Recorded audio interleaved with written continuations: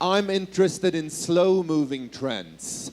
Let me give you the history of the world in 4 words. 4 words. The history of the world, ladies and gentlemen, in 4 words. Nothing, nothing, nothing, and everything. And it doesn't really matter what you put in here. It could be world GDP. It was nothing, nothing, nothing, and in the past 150 years, everything has happened. It could be steel production. There was no steel, nothing happened, everything has happened in the past century. It could be usage of the word future. The future was invented in 1902. Before that, there was no meaning thinking ahead, because the future would be just like the past. But in 1902, things had started to change. People started to live longer. We could do new things with technology. We lived in new ways, and the concept of the future started to become meaningful.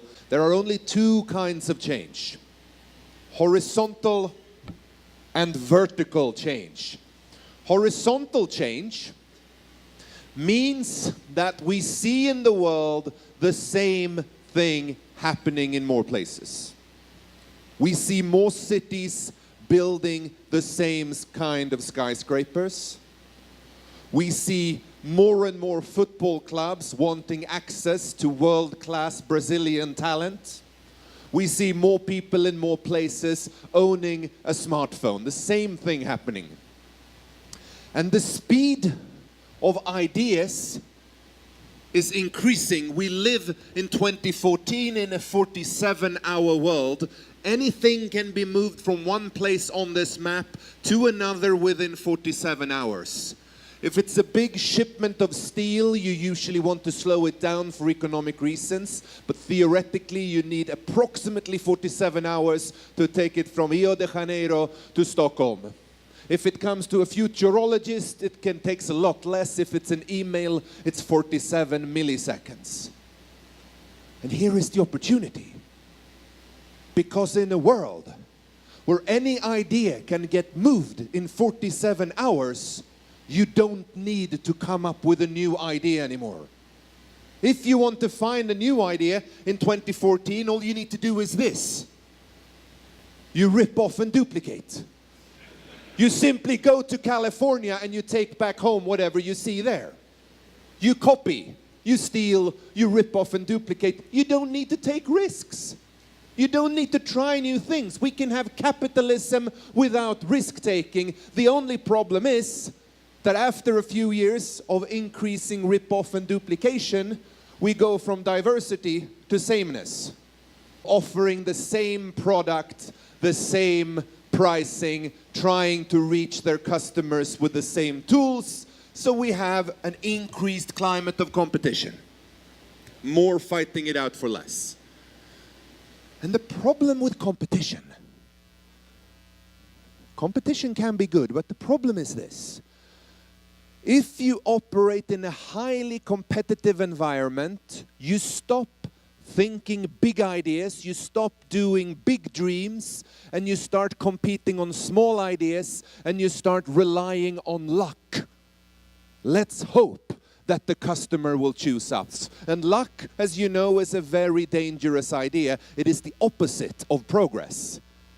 But this is what we see in many businesses right now. Instead of competing on big ideas, on big dreams, what once built our civilization, we see a hope in finding that little small advantage.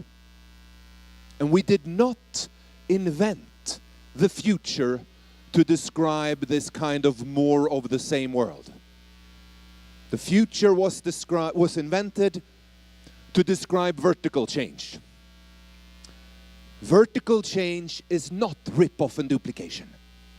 Vertical change is not the same thing. Vertical change is something that we haven't been able to do before, all of a sudden becoming a reality. We should use our brains to think bigger thoughts, longer-term thinking, and invest in magic. The magic that enables people to live longer. You know, I recently listened to Sarah Harper, a gerontologist at the University of Oxford. She says that the first person who will become 200 years old has already been born. It might in fact be one of us in this room. It's very rare to find people, to find companies that want to invest in magic, that think about magic. What can't we do? Or what are we right on the border of being able to do, but we will be able to do it. We should be able to do it in 5 or 10 years. And why is that? Why is horizontal growth easy, common, rewarding? Why is it so rare to find people and companies who want to invest in magic? In this age of uncertainty, instead of having one big plan, you should have a list of 50 dangerous things to try inside of your company. With dangerous, I'm not saying all dangerous things are clever. Some are stupid and should be avoided like the plague. But I'm promoting a mindset shift where we stop fearing failure, we start experimenting. Some failures are quick, most failures are slow. You know, nothing fails like success. Most things that are bad are ideas that were once good. Nokia was once doing very well and it made them lazy, so they went bad. Laura Ashley were doing so well that they ignored the future. You know, here's a great idea that a school in the US did to promote anti-drugs among the students. It was a pencil with the text, "Too cool to do drugs," which is a great idea until you sharpen the pencil.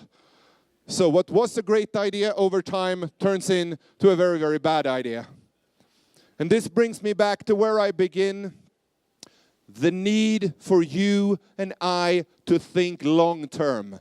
Ignore presidential elections, ignore current recessions, think 10, 20 years out and be patient.